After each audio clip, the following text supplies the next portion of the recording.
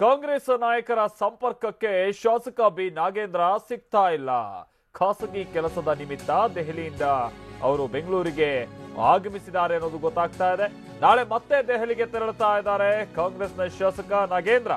ಮತ್ತೆ ಇನ್ನೊಂದು ವಿಚಾರ ಅಂತಂದ್ರೆ, ನಿನ್ನೆ ಜನಪ್ರತಿನಿಧಿಗಳ ವಿಶೇಷ ಕೋರ್ಟ್ನಲ್ಲಿ ಅವರಿಗೆ ವಿಚಾರಣೆಗಾಗಿ ಅವ್ರು ಹಾಜರಾಗಬೇಕಿತ್ತು. ಆ ಟೈಮ್ನಲ್ಲೂ ಕೂಡ ಅವರೇನೋ ಹಾಜರಾಗಿರ್ಲಿಲ್ಲ. ಈ ಹಿಂದೆ ಕೇಳ್ಬಂದಿದ್ದಂತ ಒಂದಷ್ಟು ಆರೋಪಗಳ ವಿಚಾರಕ್ಕೆ ಸಂಬಂಧಪಟ್ಟಂತೆ. ಆದ್ರೆ ಈಗ ದಿಢೀರ್ ಅಂತ ದೆಹಲಿಯಿಂದ ಬಂದಿದ್ದಾರೆ ಅನ್ನೋದು ಗೊತ್ತಾಗ್ತಾ ಇದೆ. ಮತ್ತೆ ದೆಹಲಿಗೆ ಹೋಗ್ತಾ ಇದ್ದಾರೆ ಅನ್ನೋದು ಗೊತ್ತಾಗ್ತಾ ಇದೆ. ಆದ್ರೆ ಪಕ್ಷದ ನಾಯಕರಿಂದ ಅವರು ಅಂತರವನ್ನ ಕಾಯ್ದುಕೊಳ್ತಾ ಇದ್ದಾರೆ. ಸಚಿವ ಸಂಪುಟ ವಿಸ್ತರಣೆ ಬಳಿಕ ಕಾಂಗ್ರೆಸ್ನಿಂದ ನಾಗೇಂದ್ರ ಬಹಳ ದೂರ ಹೋಗ್ತಾ ಇದ್ದಾರೆ. ಸಮ್ಮಿಶ್ರ ಸರ್ಕಾರಕ್ಕೆ ಶಾಕ್ ನೀಡೋದಕ್ಕೆ ಏನಾದ್ರೂ ನಾಗೇಂದ್ರ ಸಜ್ಜಾಗ್ತಾ ಇದ್ದಾರಾ ಅನ್ನುವಂತ ಪ್ರಶ್ನೆ ಮೂಡ್ತಾ ಇದೆ. ಕಾಂಗ್ರೆಸ್ ನಾಯಕರಿಗೆ ಬಿಸಿ ತುಪ್ಪವಾಗಿದೆ ಬಿ ನಾಗೇಂದ್ರ ಅವರ ನಡೆ. ಇನ್ನು ಲೋಕಸಭಾ ಚುನಾವಣೆ, ಬಳ್ಳಾರಿ ಮಹಾನಗರ ಪಾಲಿಕೆ ಚುನಾವಣೆ, ಎರಡೂ ಚುನಾವಣೆಯಲ್ಲಿ ಕಾಂಗ್ರೆಸ್ಗೆ ಹಿನ್ನಡೆಯಾಗುವಂತ ಸಾಧ್ಯತೆ ಕೂಡ ಇದೆ ಅಂತಾನೂ ಇದನ್ನ ವಿಶ್ಲೇಷಿಸಲಾಗ್ತಾ ಇದೆ. ಬಿ ನಾಗೇಂದ್ರ ಅವರು ಹೀಗೆ ಅಂತರವನ್ನ ಕಾಯ್ದುಕೊಳ್ತಾ ಇರೋದು. ಲೋಕಸಭಾ ಚುನಾವಣೆ ಜೊತೆಗೆ ಬಳ್ಳಾರಿ ಮಹಾನಗರ ಪಾಲಿಕೆ ಚುನಾವಣೆ ಬೇರೆ ಇದೆ. ಇದ್ರ ಮೇಲೂ ಕೂಡ ಪರಿಣಾಮ ಬೀರಬಹುದು ಅನ್ನುವಂಥ ರೀತಿಯಲ್ಲೇ ಇದನ್ನ ಒಂದ್ ರೀತಿ ಆ ಭಾಗದ ಸ್ಥಳೀಯ ನಾಯಕರು ಕೂಡ ಆತಂಕ ವ್ಯಕ್ತಪಡಿಸ್ತಾ ಇದ್ದಾರೆ. ಇದೆಲ್ಲದರ ಜೊತೆಗೆ ರಾಜ್ಯ ನಾಯಕರಿಗಿರುವಂತಹ ಆತಂಕ ಅಂತಂದ್ರೆ, ಎಲ್ಲಿ ಪಕ್ಷ ವಿರೋಧಿ ಚಟುವಟಿಕೆ ಏನಾದ್ರು ನಡೆಸಿ ಅಥವಾ ಬಂಡಾಯ ಏಳಬಹುದಾದಂತ ಮುನ್ಸೂಚನೆನ ಇದು. ಈ ತರದ ಒಂದು ತಲೆ ಬಿಸಿಗೆ ಕಾರಣ ಆಗಿದೆ ನಾಗೇಂದ್ರ ಅವರ ನಡೆ. ಇವ್ರ ಜೊತೆಗೆ ಇನ್ನೂ ಕೆಲ ಶಾಸಕರಿದ್ದಾರೆ. ಸಚಿವ ಸ್ಥಾನ ಇತ್ತೀಚೆಗೆ ಕಳೆದುಕೊಂಡಂತ ಶಾಸಕರು ಕೂಡ ಇದ್ದಾರೆ. ಜೊತೆಗೆ ಇನ್ನೂ ಯಾರ್ಯಾರಿದ್ದಾರೆ ಅನ್ನೋದು ಗೊತ್ತಾಗಬೇಕಿದೆ. ಆದರೆ ಬಹಳ ಗೌಪ್ಯವಾಗಿ ಹೀಗೆ ಅವರ ಓಡಾಟ, ಆಮೇಲೆ ಎಲ್ಲಿ ಏನ್ ಮಾಡ್ತಿದ್ದಾರೆ, ಏನು ಎತ್ತ, ಇದೇನು ಸುಳಿವೇ ಕೊಡದ ಹಾಗೆ ಅವರು ವರ್ತಿಸ್ತಾ ಇರುವಂತ ರೀತಿ, ಇದೆಲ್ಲವೂ ಕೂಡ ಕಾಂಗ್ರೆಸ್ ನಾಯಕರ ತಲೆ ಬಿಸಿಗೆ ಕಾರಣ ಆಗಿದೆ.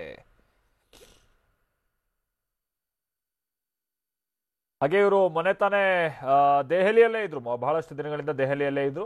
ಆಮೇಲೆ ಒಂದಷ್ಟು ಊಹಾಪೋಹದ ಮಾತುಗಳು ಕೂಡ ಇದೆ ಅಲ್ಲಿ. ಅದಕ್ಕೆ ತಕ್ಕಂಗೆ ಕೆಲ ನಾಯಕರ ನಡವಳಿಕೆಗಳು ಕೂಡ ಅನುಮಾನ ವ್ಯಕ್ತಪಡಿಸ್ತಾ ಇದೆ. ಇನ್ಫ್ಯಾಕ್ಟ್ ಅದರಲ್ಲೂ ಕೂಡ ಬಿಜೆಪಿ ನಾಯಕರನ್ನ ಅವರಲ್ಲಿ ಭೇಟಿಯಾಗಿರ್ಬೋದು ದೆಹಲಿಯಲ್ಲಿ. ಈ ತರದ್ದೆಲ್ಲ ಮಾತುಗಳು ಕೂಡ ಆಗ ಕೇಳಿಬರುವಂತ ಸಂದರ್ಭ. ಮತ್ತೋರ್ವ ಸಚಿವ ಸ್ಥಾನ ಕಳೆದುಕೊಂಡಿರುವಂತ ಶಾಸಕರವ್ರಿದ್ದಾರಲ್ಲ, ಅವ್ರ ಜೊತೆ ಸೇರ್ಕೊಂಡು ಇವರು ಸ್ವಲ್ಪ ಬಂಡಾಯದ ಚಟುವಟಿಕೆಗಳನ್ನ ದೆಹಲಿಯಲ್ಲಿ ನಡೆಸ್ತಾ ಇದ್ದಾರೆ ಅನ್ನುವಂಥದ್ದೊಂದು ಅನುಮಾನ. ಈ ತರದೆಲ್ಲ ಬಹಳಷ್ಟು ಅನುಮಾನ ವ್ಯಕ್ತ ಆಗ್ತಾ ಇರುವಂತಹ ಸಂದರ್ಭದಲ್ಲೇ ಸದ್ಯ ಅವರು ಬೆಂಗಳೂರಿಗೆ ಬರ್ತಾ ಇದ್ದಾರೆ. ಬೆಂಗಳೂರಿಗೆ ಖಾಸಗಿ ಒಂದು ಕಾರ್ಯದ ನಿಮಿತ್ತವಾಗಿ ಬರ್ತಾ ಇದ್ರು ಕೂಡ ಮತ್ತೆ ಅಷ್ಟೇ ಬೇಗನೆ ಅವರು ದೆಹಲಿಗೆ ಹೋಗ್ತಾ ಇದ್ದಾರೆ ಅಂತ ಅಂದ್ರೆ, ನಾಗೇಂದ್ರ ಅವರು ದೆಹಲಿಯಲ್ಲಿ ಕೂತು ಹಾಗಾದ್ರೆ ಏನು ಮಾಡ್ತಾ ಇದ್ದಾರೆ, ಏನ್ ಚಟುವಟಿಕೆಯಲ್ಲಿದ್ದಾರೆ, ಏನ್ ಕಾರ್ಯತಂತ್ರ ಹೆಣಿತಾ ಇದ್ದಾರೆ, ಈ ತರದ ಕುತೂಹಲಗಳು ಕೆರಳ್ತಾ ಇರುವಂತ ಸಂದರ್ಭ. ಹಾಗಾದ್ರೆ ಶಾಸಕ ಬಿ ನಾಗೇಂದ್ರ ಅವ್ರ ಜೊತೆಗೆ ಇನ್ನು ಯಾರ್ಯಾರಿದ್ದಾರೆ, ಇದೆಲ್ಲ ಅನುಮಾನಗಳನ್ನ ಹುಟ್ಟು ಹಾಕ್ತಾ ಇರುವಂತ ವಿಚಾರ. ಬಸವರಾಜ್ ನಮ್ಮ ಪ್ರತಿನಿಧಿ ಇದಕ್ಕೆ ಸಂಬಂಧಪಟ್ಟಂತೆ ಮತ್ತಷ್ಟು ಡೀಟೇಲ್ಸ್ ಅನ್ನ ಕೊಡ್ತಾರೆ. ನಮ್ಮ ಜೊತೆಗೆ ಬಳ್ಳಾರಿಯಿಂದ ಜಾಯ್ನ್ ಆಗ್ತಾ ಇದ್ದಾರೆ. ಬಸವರಾಜ್, ಬಹುಶಃ ನಿನ್ನೆ ಈ ಜನಪ್ರತಿನಿಧಿಗಳ ಕೋರ್ಟ್ಗೆ ಸಂಬಂಧಪಟ್ಟಂತೆ ಅವರು ವಿಚಾರಣೆಗೆ ಹಾಜರಾಗಬೇಕಾಗಿತ್ತು, ಅಲ್ಲೂ ಕೂಡ ಅವರು ಹಾಜರಾಗಿಲ್ಲ ನಿನ್ನೆ.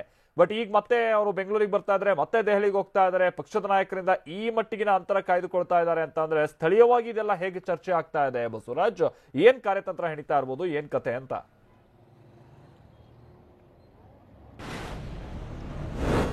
ಮಾಲ್ತೇಶ್, ಸಮ್ಮಿಶ್ರ ಸರ್ಕಾರದ ಸಚಿವ ಸಂಪುಟ ವಿಸ್ತರಣೆ ಆದ ನಂತರ ಬಳ್ಳಾರಿ ಗ್ರಾಮೀಣ ಕ್ಷೇತ್ರದ ಶಾಸಕ ಆಗಿರ್ತಕ್ಕಂಥ ಬಿ ನಾಗೇಂದ್ರ ಸಂಪೂರ್ಣವಾಗಿ ಕಾಂಗ್ರೆಸ್ನ ವರಿಷ್ಠರೊಂದಿಗೆ ಅಂತರ ಕಾಯ್ದುಕೊಂಡಿರ್ತಕ್ಕಂಥದ್ದು.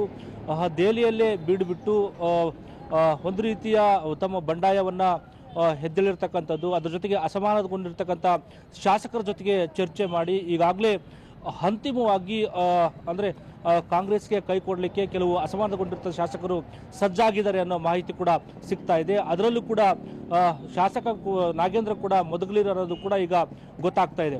ಆ ನಿಟ್ಟಿನಲ್ಲಿ ಕಳೆದ ಒಂದು ವಾರದಿಂದ ಕೂಡ ಶಾಸಕ ನಾಗೇಂದ್ರ ಅವರು ದೆಹಲಿಯಲ್ಲೇ ಬೀಡು ಬಿಟ್ಟಿದ್ರು. ಆ ಸಂದರ್ಭದಲ್ಲಿ ಕೂಡ ಏನು ಬಿಜೆಪಿಯ ರಾಜ್ಯಾಧ್ಯಕ್ಷ ಆಗಿರ್ತಕ್ಕಂಥ ಯಡಿಯೂರಪ್ಪರವರು ಕೂಡ ದೆಹಲಿ ಪ್ರವಾಸದಲ್ಲಿದ್ದರು. ಆ ಸಂದರ್ಭದಲ್ಲಿ ಒಂದು ಖಾಸಗಿ ಹೋಟ್ಲಲ್ಲೂ ಕೂಡ ಅವರು ಸುಮಾರು 3 ಗಂಟೆಗಳ ಕಾಲ ಚರ್ಚೆ ಮಾಡ್ತಾರೆ. ಸುದೀರ್ಘವಾಗಿ ಅಂದರೆ ಮುಂದೆ ಆಗ್ತಕ್ಕಂಥ ರಾಜಕೀಯ ಬೆಳವಣಿಗೆಗಳು ಮತ್ತೆ ಎಷ್ಟೆಲ್ಲ ಶಾಸಕರು ಕಾಂಗ್ರೆಸ್ಗೆ ಕೈ ಕೊಡಲಿಕ್ಕೆ ಸಿದ್ಧರಾಗಿರೋದನ್ನು ಸಂಬಂಧಪಟ್ಟಂಗೆ ಚರ್ಚೆ ಕೂಡ ಮಾಡ್ತಾರೆ. ಸುಮಾರು 3 ಗಂಟೆಗಳ ಕಾಲ ನಡೆದಿರ್ತಕ್ಕಂಥ ಸುದೀರ್ಘ ಚರ್ಚೆಯಲ್ಲಿ ಶಾಸಕ ನಾಗೇಂದ್ರ ಜೊತೆಗೆ ಇತರ ಶಾಸಕರು ಕೂಡ ಆ ಸಂದರ್ಭದಲ್ಲಿ ಉಪಸ್ಥಿತರಿರ್ತಾರೆ. ಇದು ಒಂದು ಸಮ್ಮಿಶ್ರ ಸರ್ಕಾರಕ್ಕೆ ಶಾಕ್ ಕೊಡಲಿಕ್ಕೆ ಒಂದು ದೊಡ್ಡ ಮಟ್ಟದ ಒಂದು ಪ್ಲಾನ್ ಅನ್ನು ಕೂಡ ರೆಡಿ ಆಗ್ತಾ ಇದೆ ಅನ್ನೋದು ಕೂಡ ಇಲ್ಲಿ ಮೇಲ್ನೋಟಕ್ಕೆ ಗೊತ್ತಾಗ್ತಾ ಇದೆ. ಆ ನಿಟ್ಟಿನಲ್ಲಿ ಸಂಕ್ರಾಂತಿಯ ನಂತರ ಈ ಸಮ್ಮಿಶ್ರ ಸರ್ಕಾರಕ್ಕೆ ಒಂದು ರಾಜಕೀಯವಾಗಿ ದೊಡ್ಡ ಬೆಳವಣಿಗೆ ಕೂಡ ಆಗುತ್ತೆ. ಅದಾದ ನಂತರ ಸರ್ಕಾರಕ್ಕೆ ಒಂದು ಅಳಿವುಳಿನ ಪ್ರಶ್ನೆ ಕೂಡ ಎದುರಾಗಿದೆ ಅನ್ನೋದು ಕೂಡ ಇಲ್ಲಿ ಕೇಳಿ ಬರ್ತಕ್ಕಂಥ ಮಾಹಿತಿ. ಆ ನಿಟ್ಟಿನಲ್ಲಿ ಶಾಸಕ ನಾಗೇಂದ್ರ ಕೂಡ ಸಾಕಷ್ಟು ರೀತಿಯ ರಾಜಕೀಯ ಬಿರುಸಿನ ಚಟುವಟಿಕೆಯಲ್ಲೂ ಕೂಡ ಪಾಲ್ಗೊಂಡಿದ್ದಾರೆ. ಕಾಂಗ್ರೆಸ್ಗೆ ಒಂದು ರೀತಿಯ ಕೈ ಕೊಡಲಿಕ್ಕೆ ಮತ್ತು ಮುಂದೆ ಬಿಜೆಪಿಯ ಸೇರ್ಪಡೆ ಆಗ್ತಕ್ಕಂಥದ್ದು, ಅದರ ಜೊತೆಗೆ ಬಿಜೆಪಿಗೆ ಯಾವೆಲ್ಲ ಶಾಸಕರು ಸೇರ್ಪಡೆ ಆಗ್ತಾರೆ, ಎಷ್ಟು ಸಂಖ್ಯೆಯಲ್ಲಿ ಶಾಸಕರು ಇದ್ದಾರೆ ಅನ್ನೋದು ಕೂಡ ಈಗ ಅಸಮಾಧಾನಗೊಂಡಿರ್ತಕ್ಕಂಥ ಶಾಸಕರು ಒಂದು ಚರ್ಚೆ ಕೂಡ ಮಾಡ್ತಾರೆ. ಅದರ ಒಂದು ಪಟ್ಟಿಯನ್ನು ಕೂಡ ಈಗಾಗಲೇ ಸಿದ್ಧ ಆಗಿದೆ ಅನ್ನೋ ಮಾಹಿತಿ ಕೂಡ ಸಿಗ್ತಾ ಇದೆ. ಆ ನಿಟ್ಟಿನಲ್ಲಿ ನಾಗೇಂದ್ರ ಏನು ಕಳೆದ ಒಂದು ವಾರದಿಂದ ದೆಹಲಿಯಲ್ಲಿದ್ದರು. ನಿನ್ನೆ ಅವರು ಬೆಂಗಳೂರಿನ ಜನಪ್ರತಿನಿಧಿಗಳ ವಿಶೇಷ ಕೋರ್ಟಲ್ಲಿ ಅವರಿಗೆ ವಾರೆಂಟ್ ಆಗಿರ್ತಕ್ಕಂಥ ಹಿನ್ನೆಲೆಯಲ್ಲಿ ಆ ವಾರೆಂಟ್ ರೀಕಾಲ್ಗಾಗಿ ಇವತ್ತು ಬೆಂಗಳೂರಿಗೆ ಬಂದಿದ್ದಾರೆ. ಇವತ್ತು ಕೋರ್ಟ್ಗೆ ಅಟೆಂಡ್ ಆಗಿ ಆ ವಾರೆಂಟ್ನ ರೀಕಾಲ್ ಮಾಡಿಕೊಂಡು ಮತ್ತೆ ಅವರು ದೆಹಲಿಗೆ ತೆರಳುತ್ತಾರೆ ಅನ್ನೋ ಮಾಹಿತಿ ಈಗ ಸಿಗ್ತಾ ಇರತಕ್ಕಂಥದ್ದು. ದೆಹಲಿಯಲ್ಲಿ ಮತ್ತೆ ಬೀಡು ಬಿಟ್ಟು ಎಲ್ಲ ಅಲ್ಲಿ ದೆಹಲಿಯಿಂದಲೇ ರಾಜಕೀಯ ಚಟುವಟಿಕೆಗಳನ್ನು ಬಿರುಸುಗೊಳ್ಳಲಿಕ್ಕೆ ದೆಹಲಿಯಲ್ಲೇ ಒಂದು ಕೇಂದ್ರ ಸ್ಥಾನವನ್ನು ಮಾಡಿಕೊಂಡಿರ್ತಕ್ಕಂಥದ್ದು ಇಲ್ಲಿ ಗೊತ್ತಾಗುತ್ತೆ. ಯಾಕೆಂತಂದ್ರೆ ಬೆಂಗಳೂರಲ್ಲಿ ಒಂದು ವೇಳೆ ಸಭೆ ಸೇರಿದ್ರೆ ಅಥವಾ ಬೆಂಗಳೂರಲ್ಲಿ ಅತೃಪ್ತಗೊಂಡಿರ್ತಕ್ಕಂಥ ಶಾಸಕರು ಒಂದೆಡೆ ಸೇರಿದ್ರೆ ಕಾಂಗ್ರೆಸ್ ವರಿಷ್ಠರು ಮತ್ತು ಬೇರೆ ಬೇರೆ ಮುಖಂಡರು ಕೂಡ ಅವರನ್ನ ಸಮಾಧಾನ ಪಡಿಸುವ ನಿಟ್ಟಿನಲ್ಲಿ ಕೂಡ ಸಾಕಷ್ಟು ಒಂದು ಕೆಲಸಗಳು ಕೂಡ ಇಲ್ಲಿ ಆಗ್ಬೋದು. ಆ ನಿಟ್ಟಿನಲ್ಲಿ ಅದನ್ನು ತಪ್ಪಿಸಿಕೊಡ್ಲಿಕ್ಕೆ ನಾಗೇಂದ್ರ ಸೇರಿದಂತೆ ಬೇರೆ ಬೇರೆ ಅಸಮಾಧಾನಗೊಂಡಿದ್ದ ಶಾಸಕರು ದೆಹಲಿಯಲ್ಲೇ ಬೀಡು ಬಿಡುತ್ತಾರೆ. ದೆಹಲಿಯಲ್ಲೇ ಬೀಡು ಬಿಟ್ಟು ಈ ರೀತಿಯ ಒಂದು ಚರ್ಚೆಗಳು ಕೂಡ ಅಲ್ಲಿ ನಡೆದವನ್ನ ಮಾಹಿತಿ ಕೂಡ ಈ ಸಿಗ್ತಾ ಇದೆ. ಈಗ ನಾಗೇಂದ್ರ ಅವರು ಮತ್ತೆ ದೆಹಲಿಗೆ ತೆರಳಿದ ನಂತರ ರಾಜಕೀಯ ಚಟುವಟಿಕೆಗಳು ಸಾಕಷ್ಟು ತೀವ್ರಗೊಳ್ತಕ್ಕಂಥ ಸಾಧ್ಯತೆಗಳು ಕೂಡ ಹೆಚ್ಚಿರ್ತಕ್ಕಂಥದ್ದು. ಸ್ಥಳೀಯವಾಗಿ ಕೂಡ ಸಾಕಷ್ಟು ಬೆಳವಣಿಗೆಗಳು ಕೂಡ ಆಗ್ತಿರ್ತಕ್ಕಂಥದ್ದು. ಶಾಸಕ ನಾಗೇಂದ್ರ ಅವರ ನಡೆ ಕಾಂಗ್ರೆಸ್ನ ವರಿಷ್ಠರಿಗೂ ಕೂಡ ಒಂದು ಬಿಸಿ ತುಪ್ಪಾಗಿರ್ತಕ್ಕಂಥದ್ದು.